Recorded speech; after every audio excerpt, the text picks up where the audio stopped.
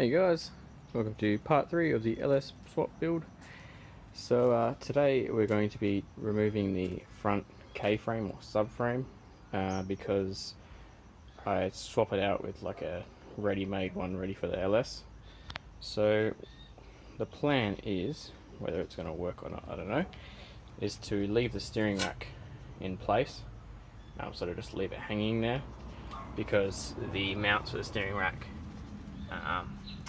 bolt upwards, I'm pretty sure, so should be able to keep it there hopefully. And then once I've done that, I'll just remove the lower control arm bolts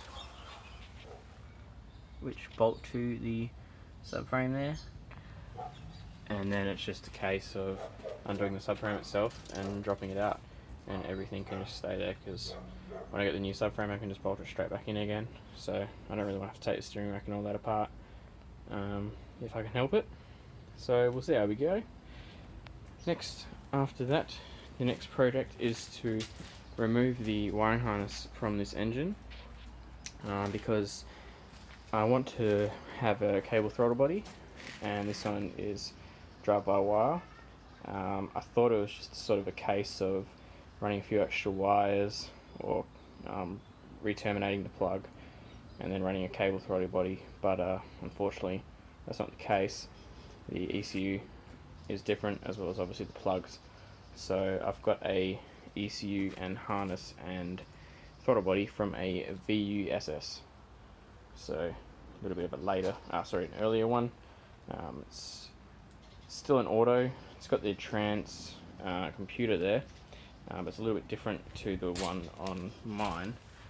They run the same gearbox, but obviously a slightly different computer. That's a 2-pin, 2-plug type computer sort of module doodad, and this one is just a big single, as you can see, and a little bit different looking. So I'll just swap the whole thing over, because there might be differences between the two. So obviously that one works with that ECU, and then I'll just sell this harness and ECU and throttle body setup to someone else. Sweet. So let's get started on the car. Okay, so my theory worked. The subframe is out, or K-frame, or whatever you want to call it. So as you can see, the power steering rack, so the clamps go from the top. So if you unbolt the clamps from the bottom, pull them off, then you can just leave the power steering rack in the car. So it's just hanging with all the lines. And the lower control arms are out. I had to pull the caster arms out as well, because they were not allowing me to pull the lower control arm bolts out. So now she's all out, so I can swap the subframes over, fit that, and then I can start sort of putting the LS in and seeing how it's all going to fit. I also got to take all the old wiring harness out still, the clutch master and the line, and a few other bits and bobs like my boost controller and wiring, because I'm obviously not going to need that anymore. And yeah, a few other things before the actual engine goes in, but I'm sure it's going to go in and out a few times, so I'll just test fit it and we'll go from there. Sick. Alrighty, so I've got the new modified subframe and the gearbox mount. So this is the subframe here. So as you can see, pretty much just cuts it up and welds on these plates, so that's where the LS will mount. So as you can tell, it moves it far forward quite a lot. As these run like a thermo fan, they don't run a viscous fan, so you can gain a little bit of room there, and then it allows you to have a lot of room around your tunnel, so you can access those bolts. These made mainly for drifting, so obviously you do gearbox change outs every now and then with drifting, so you get a little bit more room. But it'll help us because the auto tunnel is really big, the bell housing. So I've also got the steering rack moved forward, because I do have drift knuckles in this car and I want to keep it sort of a bit universal. I could always make the auto box shift kitted and I can still drift it a little bit, not obviously competitively, but just for a bit of fun.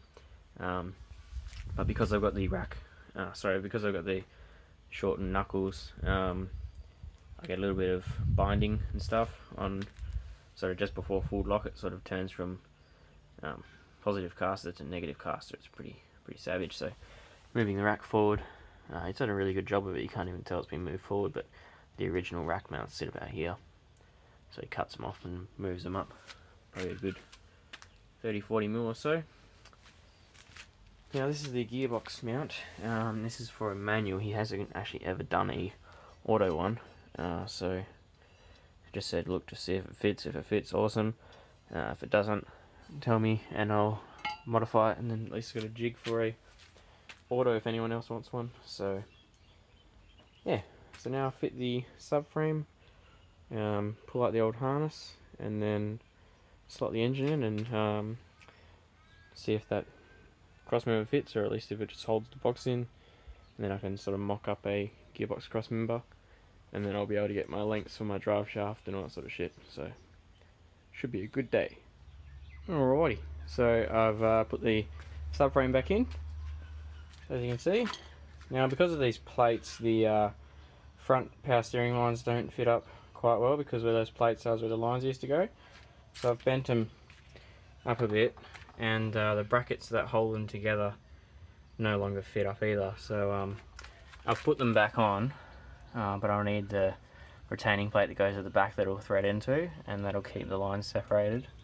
Over here it needs still a bit of modification, but I'm just going to wait until I put the engine in, because the sump of the motor or whatever might hit there anyway, so they might need to be bent further or changed out completely or something. So yeah, we'll just have to wait until we put the engine in.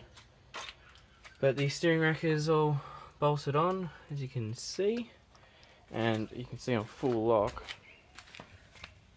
the tie rod is pretty much dead on straight, whereas before it was on an angle, which doesn't go good. Gives all sorts of funny things.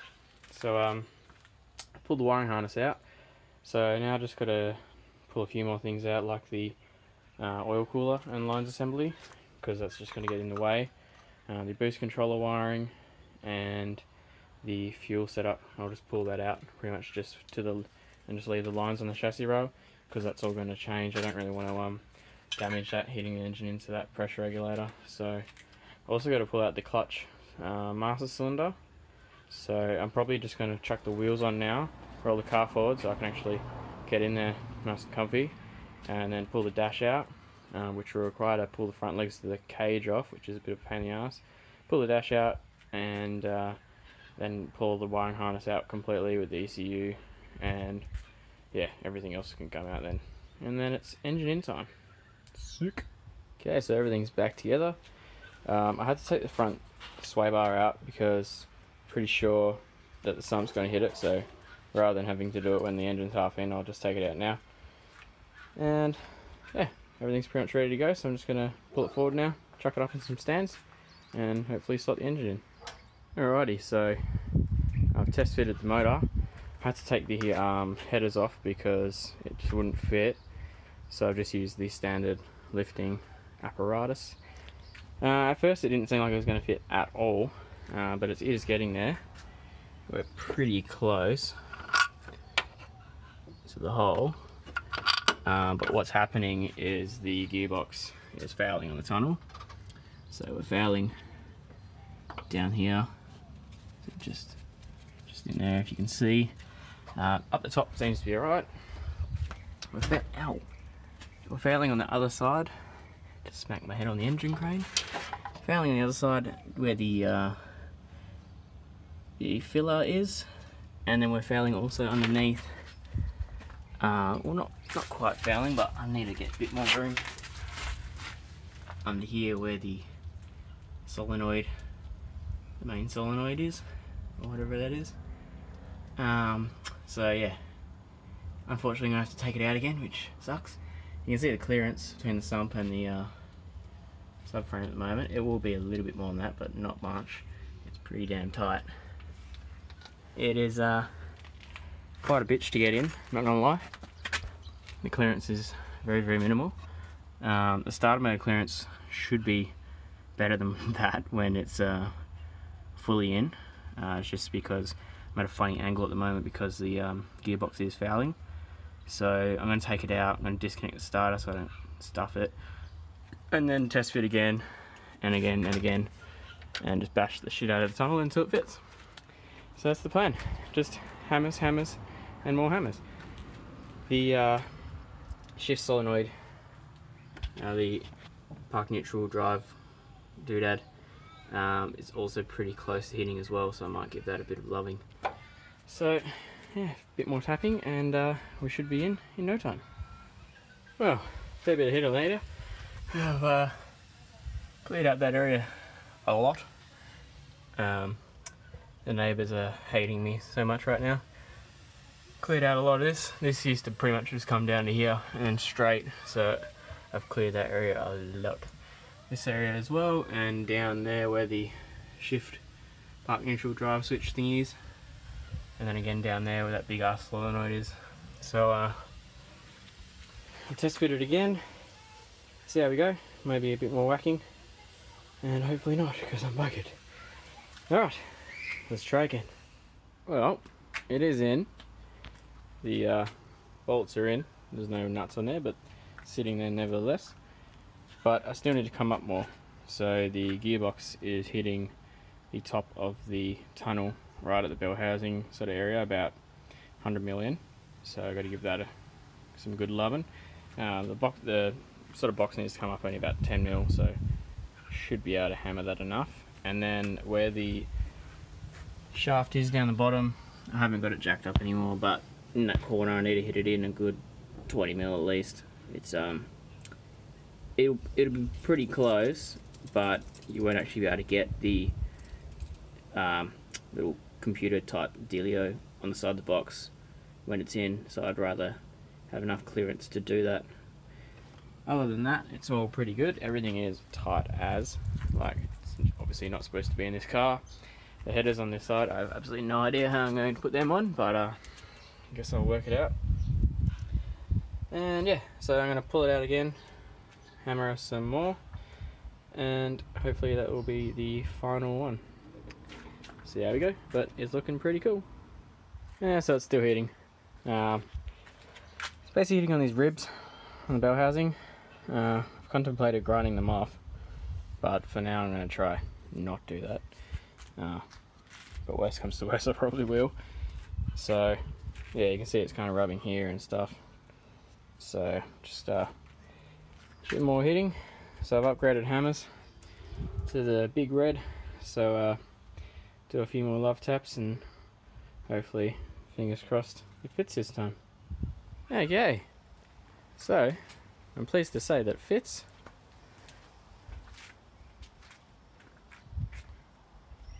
Looks pretty damn awesome.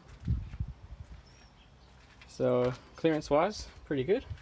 I'll still need to get some proper bolts to mount it down. This is solid mounted, by the way, so it's nowhere near legal for the street, but it's not going to be a street car anyway. Starter mode clearance, really good. So when the starter is in, it probably looks like bugger all from here, but it's probably a good 6 mil or so between the starter and the steering rack, and being solid mounted, that's all good because it's not going to move. Clearance between the front, it's obviously going to be fairly tight, but should be able to make it work. Being an alley block and alley head, and they stay pretty cool, so pretty easy engine to cool. The radiators from factory are pretty small. Yes, I did snap a spark plug with the chains lifting it off the trailer when I first got it. So clearance wise, everything's really good. So the tunnel finally fits. It's probably hard to video it really, but it is tight, but it does fit. Probably, yeah, it's pretty much impossible to film, but the tunnel clearance is pretty decent. Clearance down the steering rack area is not a lot, very, very minimal.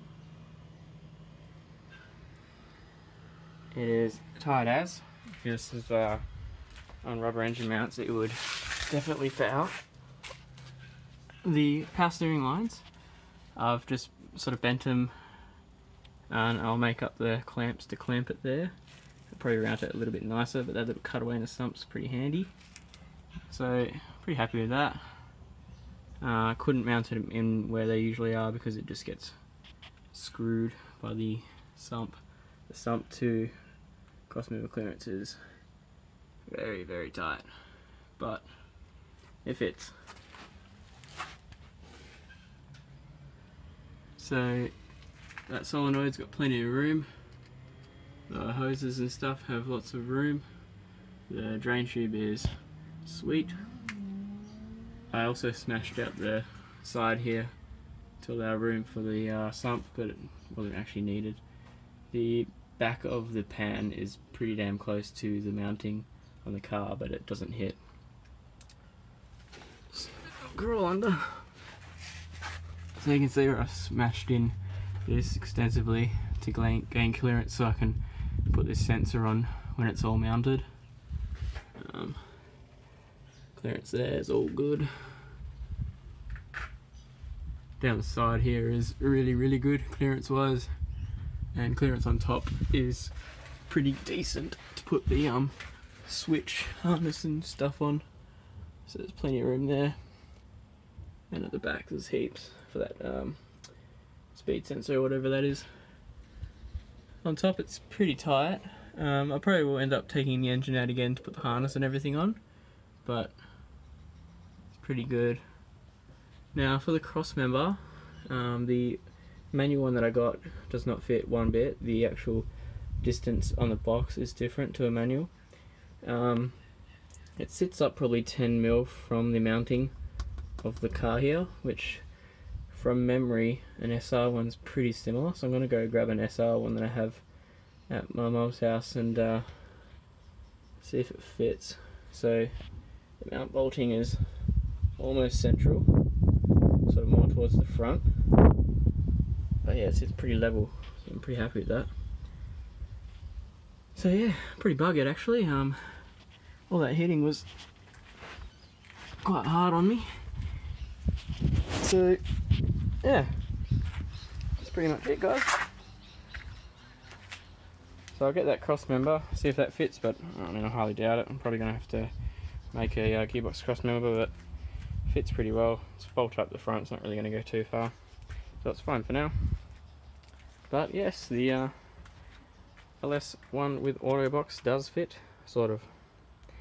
Alright, that'll wrap it up for part 3, guys. So I'm going to get some more parts, so I'll make up that cross member. I'm going to get a B&M ratchet shifter, and then yeah, start piecing together the wiring harness and then all the cooling setup, and yeah, lots more to go.